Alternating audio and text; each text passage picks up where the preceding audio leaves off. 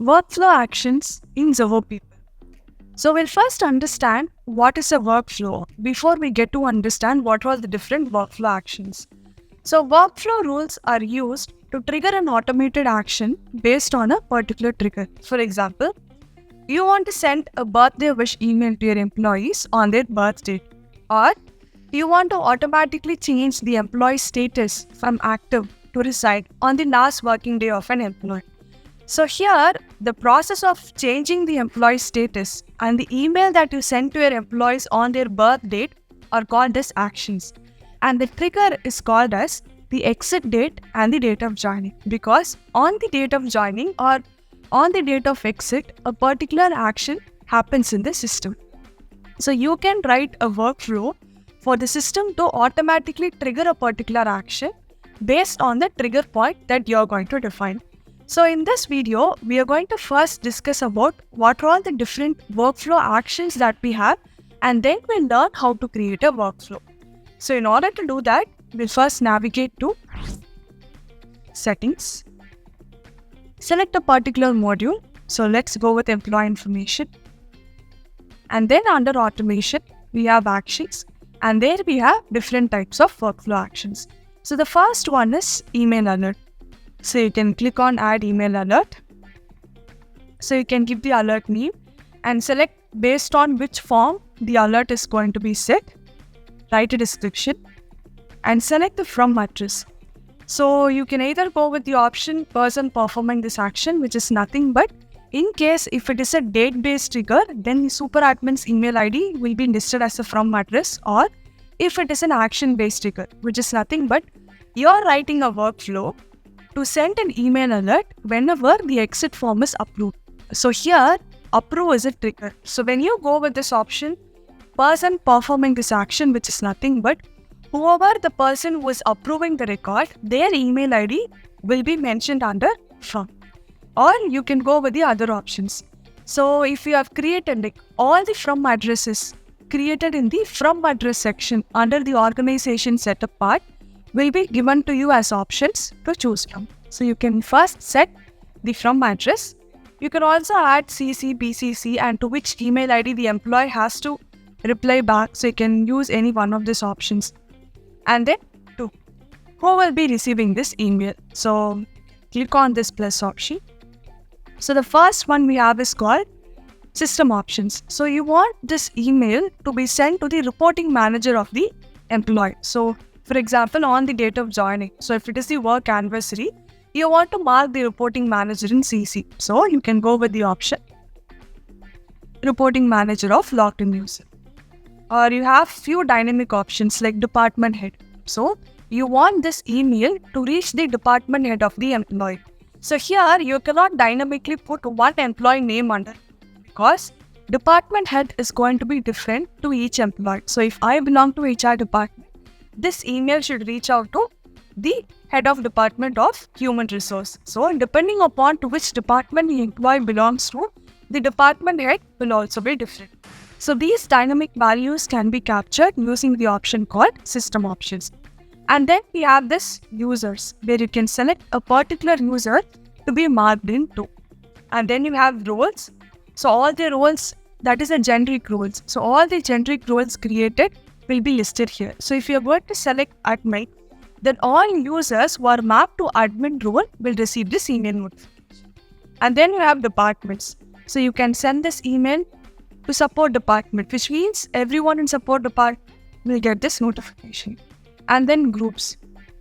So all the groups created in the system will be available here. You can send this email notification to a particular or locations. And then finally we have form fields. So form fields are nothing but user lookup fields available in the form based on which you are creating this email alert. So if I am creating this email alert based on employee form, then all the user lookup fields available in the employee form will be listed under form fields. Or if this email notification should reach everyone in your organization, you can simply go with this option, Notify All. So set the from address, set the to address, and then you can write the subject. So when you're writing the subject line, you can also use dynamic values like the employee name, designation, department. So to use the dynamic values, click on this plus option. So where all the values, all the fields of employee form will be listed over here. And then we need to set the email message, that is the body of this email. So here you have two options. One is you can either create a new email template, or the email templates that you have already created from the template section will be listed over here. So you can choose email templates that you have already created, or you can create a new email. So in case if you are creating a new email template, this template will be added to the email template section, which is available under automation and templates. So you either pick from templates option or you create a new template. So when you're adding an email template, if you would like to add an attachment, so you can directly upload it from your desktop or even from cloud. Or the third option is templates. So earlier we discussed about letter templates and mail merge templates. So all the letter templates and mail merge template that you have created can be associated to an email alert, so that whenever this email is sent to the employee, the associated mail merge template or letter template will also reach the end. For example, you are creating a workflow. So to send an email to the employee on the last working day, and this email should carry the relieving letter. So what you can do, you can create the relieving letter as a mail merge template, and in this email alert, you can associate the relieving letter or experience letter over here. So you can customize this email template and you can click on save. So this is the first action item under a workflow, which is called email alerts. The next one is called field updates. So field update is an action that you will be using when you want to auto-update a field value based on action happening in another form. The classic example for field update is you want to change the employee status in the employee master from active to reside exactly on the last working day. So for this to happen, you can use field update. That is, you can update the employee status field in the employee form based on exit date available in the exit form. When this happens, you can use this option called field update. So we go to field update, click on add field update. Again, select the form name based on which you are going to create the workflow, because all the action items that we are discussing are not individual components. We are going to use these action items to a workflow. So when you're creating an action item, keep in mind that you're going to select the form name based on to which you're going to create a workflow. So we'll go with exit details, because my field update is to auto update the employee status field based on the exit date. So you can give a field update name over here, write a description if you want, and then comes field update selection. So here we have the first column. So the first column will always be which field you are going to update. So I want to update the employee status field available in the employee master. So here I have fields related to employee master and I have fields related to exit details, because exit details form and employee form has a lookup relation. That is nothing but when creating exit details form, I used a user lookup field from my employee master. So for you to create a field update, both these forms should have a lookup relationship. So without a user lookup relationship, you will not be able to do the field update, because with no lookup relationship, I cannot fetch values from form number B to form number A. So here I have a lookup relation between exit details form and the employee form. So I will be able to use fields available in both these forms. So here my condition is I am going to update the employee status field in the employee form. So I can search for employee status. So this is a field that I want to update, which is in the left column. And in the right side, you're going to update which value. So I want this value to be updated to resign. So this field update will be associated with a workflow. So based on the workflow trigger action, the employee status will be automatically updated to resign. Here employee status is a drop-down field. So you particularly choose the drop-down option. The other way of using this field update is, I want to update So there is date of exit available in the employee master. And in the exit details form, again I have the resignation. So what I want to do is, I want the resignation date available in the exit form to be automatically updated to the exit date available in my employee form.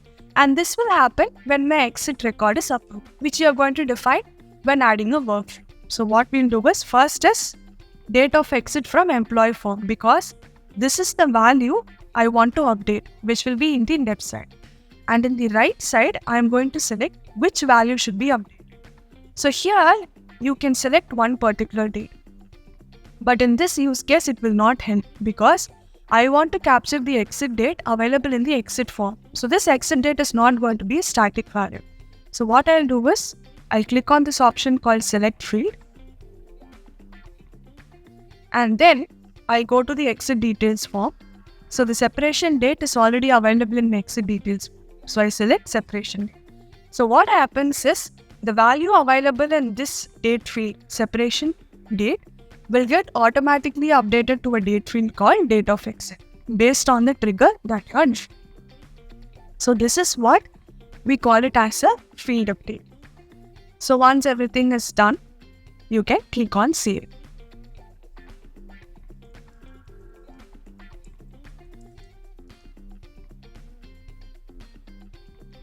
So this is the second action item, which is field update. The third action item is called checklist and task.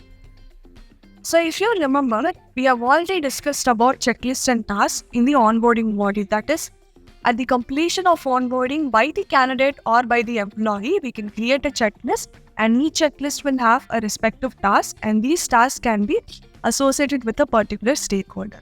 So here, it is the same use case, but you are going to associate this checklist with a particular workflow trigger action. That is, on the date of joining, you might want the system to send out particular tasks to respective stakeholders.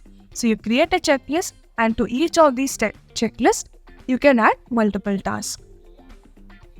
And the next action item we have is called webhooks.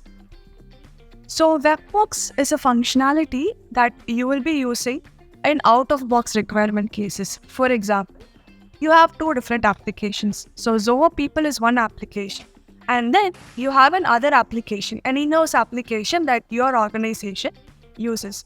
So probably that application will help you to automatically create a checklist of its own. So which is a checklist creation software. So what you want to do is, all the date of exit. So date of exit is captured in Zoho People. So all date of exit, you want Zoho People to give a hint to an external software, that is the checklist software that you have. So Zoho People is going to communicate to the external software telling that today is a date of exit, so please trigger checklist from your end. So webhooks will actually help you to communicate between two different softwares. So based on a trigger happening in Zoho People, you can initiate an action item outside of Zoho People, that is any external software. So in such case, you can make use of webhooks.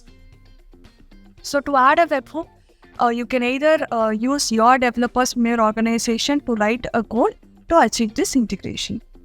And the next action item we have is called custom functions. So custom functions is basically writing a custom code.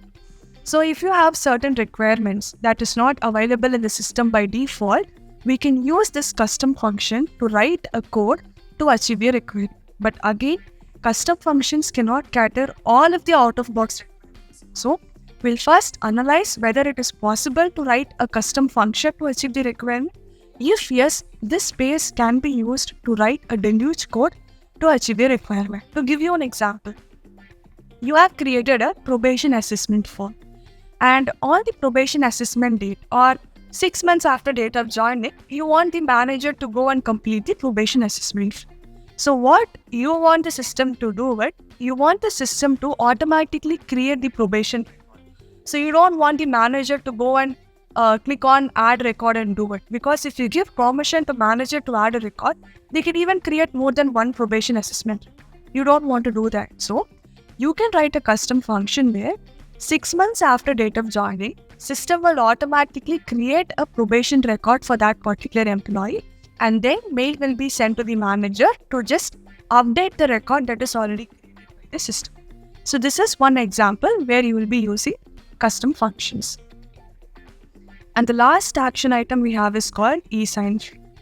So you have created a mail merge template. So earlier we discussed about creating a mail merge template. So in a mail merge template, there is a provision where you can ask the employee to put their digital signature. So this digital signature process can be associated with a workflow through an action item called e-sign flow. So we first click on add e-sign flow. So again, we'll have to select the form name, set up the flow name, and upload the document. So we have already customized it under mail merge template. So you will have to first select the particular document and under which folder. So when the document is signed by the employee or by the particular person responsible for signing it, the signed copy will be stored inside the files module. So we discussed about the files module. So in files module, there are multiple folders. So you're going to select under which folder this signed copy has to be placed. So select a particular folder and then click on next.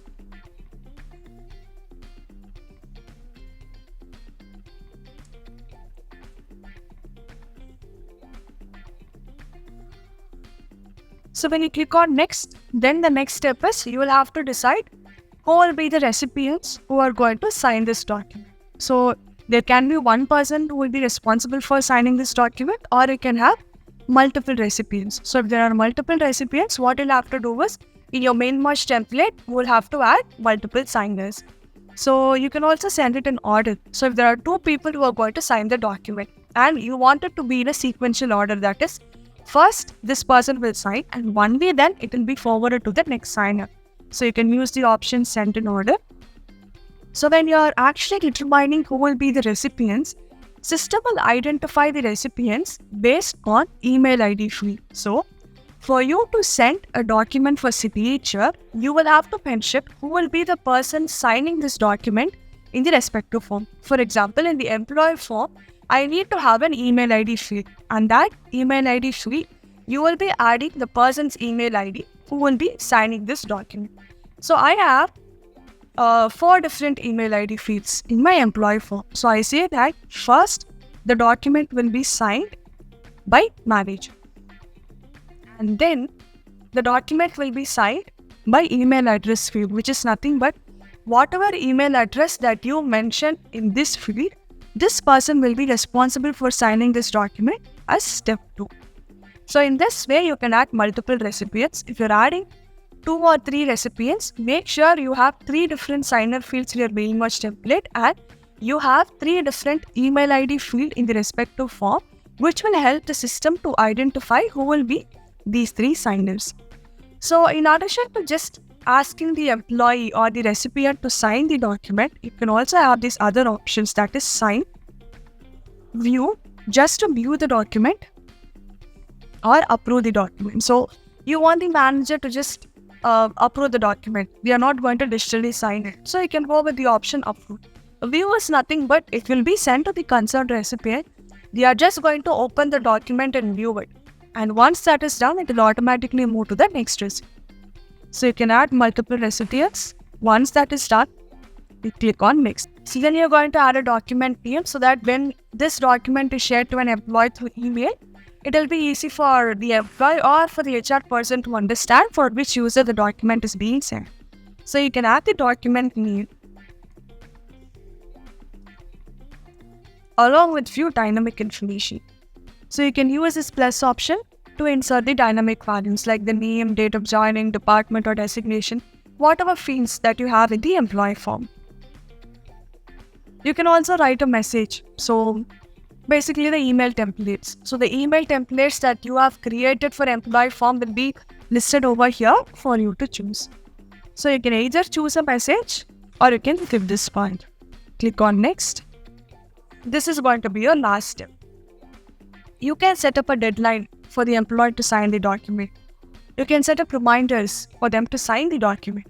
And once the document is signed, you can directly place it in the files module against that particular employee name. So instead of placing it in a generic folder, you can directly place this signed copy against the employee name in the employee find section, or you can create a file upload field in that particular form, and the signed copy of this document will be directly uploaded in the file upload field that you select here. And you have other advanced options like on signing the document. So after they sign the document, you can redirect them to a different page, probably to your company website. So the link can be added over here. So the recipient can choose to sign later. So what should happen if they choose to sign later? Or on rejecting the document, what should happen? So these are all few advanced items that you can choose with respect to e-signing your document. So once all the 4 steps are done, you're going to click on Save. So these are all the 6 different types of action items. So now we know what are these action items. And then we are going to discuss about how to set up a workflow. And after setting up a workflow, how are we going to assign these action items to a particular work. So we have email alerts, field update, checklist and tasks, webhooks, custom functions, and e-sign. So these are all the different action items that we have with respect to workflow automation.